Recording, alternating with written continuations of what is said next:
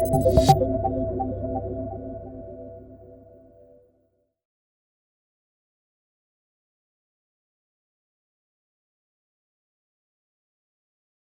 until Sound of Hope, the story of Possum Trot, I was very engulfed in doing my comedy. That's always my default. If I'm not working, if I'm not on set, I like to stay active doing stand up. And so that's kind of like my buffer. And it's been interesting because I've been known now for drama. And so now it's kind of like people are always asking me, well, which one do you like better? And I'm like, well, comedy is my safe place, is my home.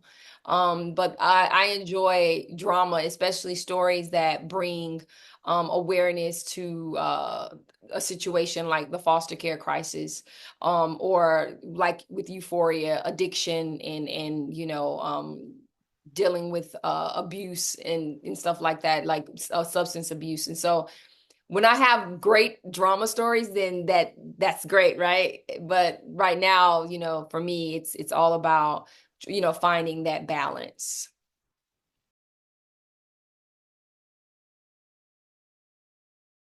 Well, the story is a true story, as you know, and it's actually a story that is true to me because my mom was adopted by a pastor and his wife when she was about 4 or 5 years old with her brothers.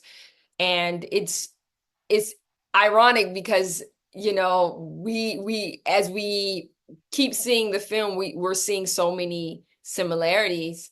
And so that was the initial draw for me, reading the script and having my mom read it and us seeing like, wow, this is your story in a way. And after reading the script, I was just praying to God, like, okay, I want to be a part of this film some kind of way. I don't care what it is. Just I want to be able to be, be in this movie. And so it just happened to be that, First Lady Donna Martin had my name on it.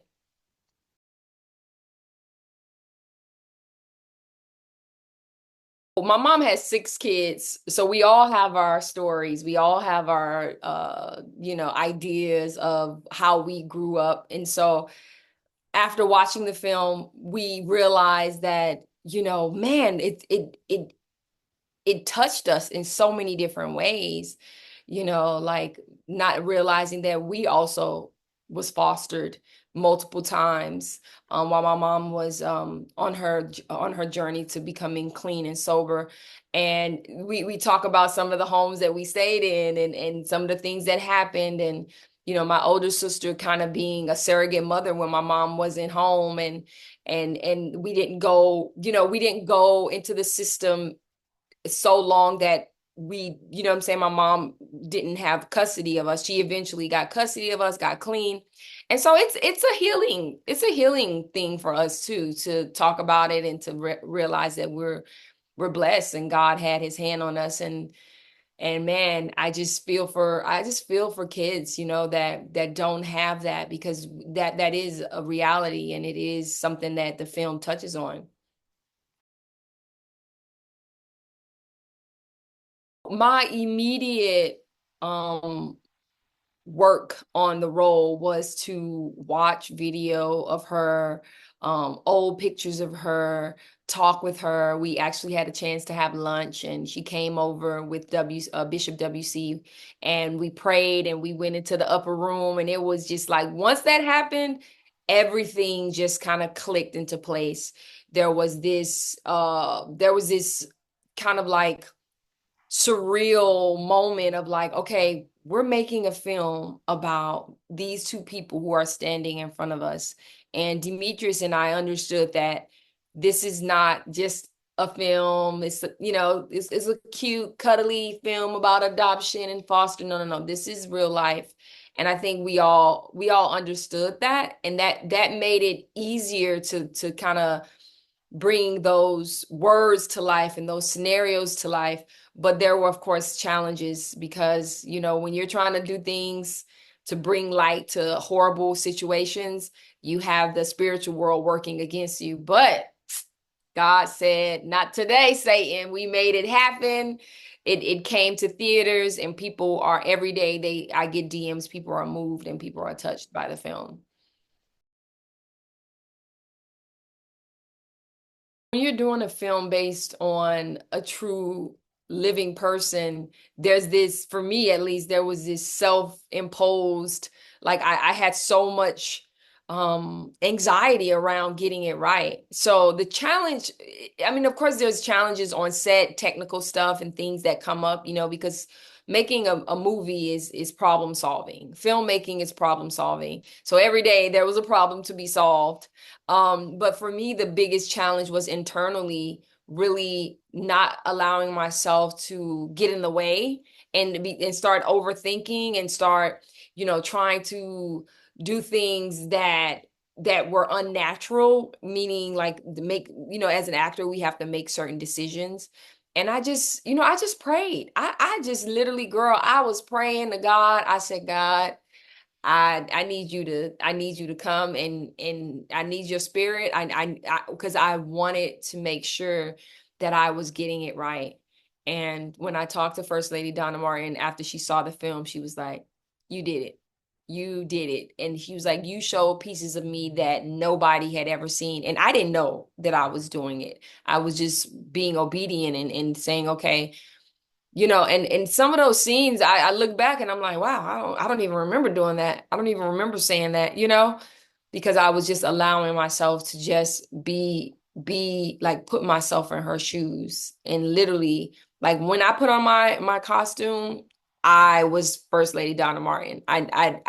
People addressed me as First Lady because I wanted people to see her, and I wanted to see how people would react to her, because then that infused my performance.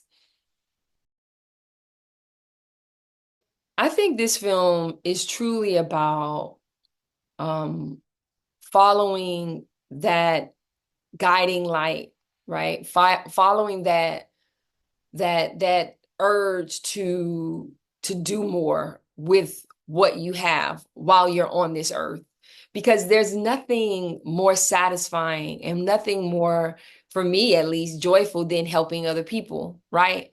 We all have that of course, that selfish side that we want to kind of like just do us and really not look outside of ourselves. But when you really have a heart like First Lady Donna Martin, to go out and adopt kids and then convince your church to adopt kids and bring them into your home, there's definitely a spirit of a spirit of resilience and strength that this woman has, because it sounds great, but it's not an easy thing to do. And if you I've I'm sure you've seen the film, and people will see the film on October 11th, is that it's showing all of the good and the bad and the ups and the downs. And I think people need to see that, because this is not just a cute story about a family adopting kids. No, this is the reality that kids have been hurt,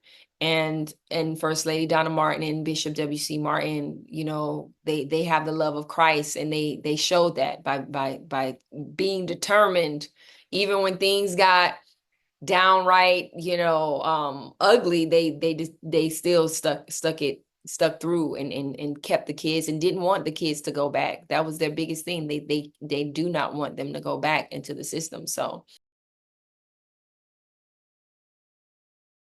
we was having church for real. Okay. That we it looked like church because it was church. And there were Mhm. times where, LaDonna, who plays the organ player in the movie. So she's playing playing a dun dun dun, dun, and everybody is in the spirit, everybody's worshiping, and Joshua would be like, cut. I'm like, I'm sorry, you can't cut on this. There's no reset to one. There's no, okay, let's do that again, because people were moved, and people were like really thanking God. Like even some people came to Christ and to know Christ on set, and I think, capturing those moments. The church was really small, it was hot, there was no AC, people were it was like we were in the backwoods of Possum Trot. Like we were definitely um having church, and I love those scenes because I remember like being in those scenes, and my wig is popping up because the glue melting, and then we're like trying to reset and put it back on, and I'm like, oh my gosh, this is like, for me, it brought me back to my childhood growing up in the church, and then having the actual people from Possum Trot come in and be a part of the cast and the extras and the background, and it was great. And Demetrius, he took it there. We had some really fun behind the scene moments, and I really truly believe that like God was in the room. God was definitely like, you don't play church. Like I know growing up, you don't play church. And that's what this film is about. It's really capturing the good and the bad, and showing people that this community is a light in the world, in this dark world. If they can do it, we can all do it. And they had limited resources. They're from a small rural area in East Texas, and they did an amazing thing. And I think we can all be examples of Christ, and do more. you know